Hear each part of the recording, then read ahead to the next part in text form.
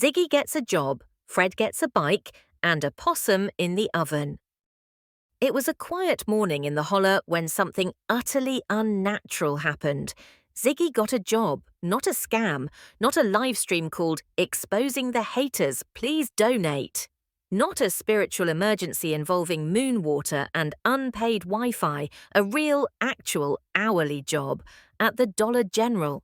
She walked into her first shift like she was headlining Coachella. Ziggy wore rhinestone Crocs, leopard leggings, a cape made out of beach towels, and a tie-dye shirt that read, "Yes, I do tarot. Yes, I'm serious. Yes, Andy was on Ben Hill Road." Her name tag, sharpied onto a piece of cardboard and taped to her chest. Ziggy, clairvoyant, cashier, crusader of truth. Within minutes of clocking in, she turned checkout lane 3 into a mystical portal. Customers were barely getting their Little Debbie snack cakes scanned before Ziggy was flipping over tarot cards and whispering, "Ooh, you pulled the tower. That means chaos is coming, possibly related to your ex. Also, Andy was definitely on Ben Hill Road. June 15th. Don't shoot the messenger, shoot the algorithm."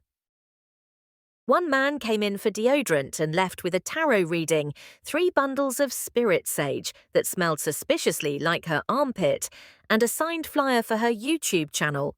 Ziggy was thriving. She'd scan your laundry detergent, cleanse your chakras, and roast queen bee in the same breath.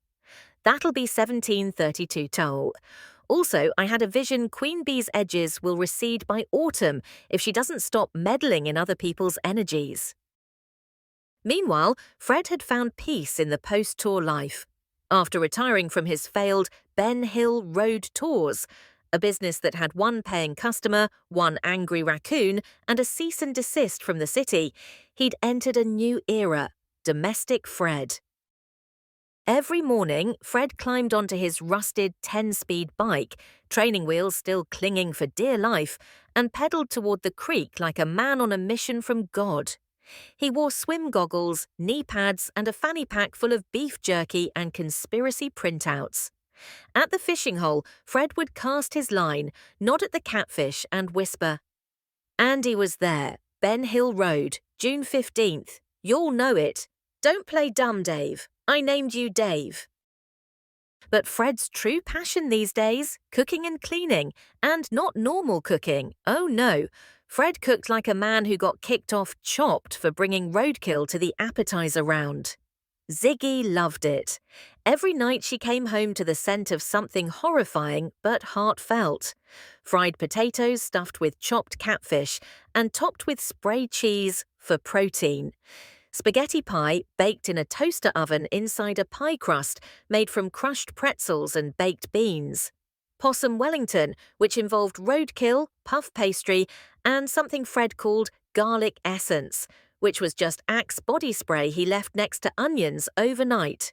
Breakfast grits with possum drippings and a drizzle of pancake syrup, which Ziggy once described as like eating the truth in gravy form. He cleaned the trailer with Dollar General Pine Cleaner, Lemon Pledge, and occasionally a Capri Sun if he ran out of liquids. Ziggy would burst through the door and swoon, "Baby, this place smells like citrus and divine justice. Is that trout in the crock pot again?" Fred, barefoot in a stained apron that read, "Kiss the cook," if you believe Andy was on Ben Hill Road, would wink and say, "Just whipped up a little something I call catfish Alfredo a la holler." Ziggy took a bite. "Oh my God, it's so slippy." "That's the creek slime, darling. Adds depth." They ate by candlelight. The candles were from the clearance bin and allegedly infested with ghost energy, but Ziggy liked the vibe. As they watched replays of her live stream on the busted TV, Ziggy would say, "Look at that card jump out the deck. That was Andy's energy trying to warn us, probably about Queen Bee." Fred nodded solemnly while stirring a pot of what might have been macaroni or graveyard soup.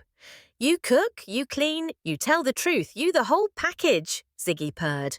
"That possum in the oven agrees," Fred said. "He's pre-marinated, got hit by a truck right outside the Dollar General, came with grill marks." Stay tuned for more adventures with Fred and Ziggy.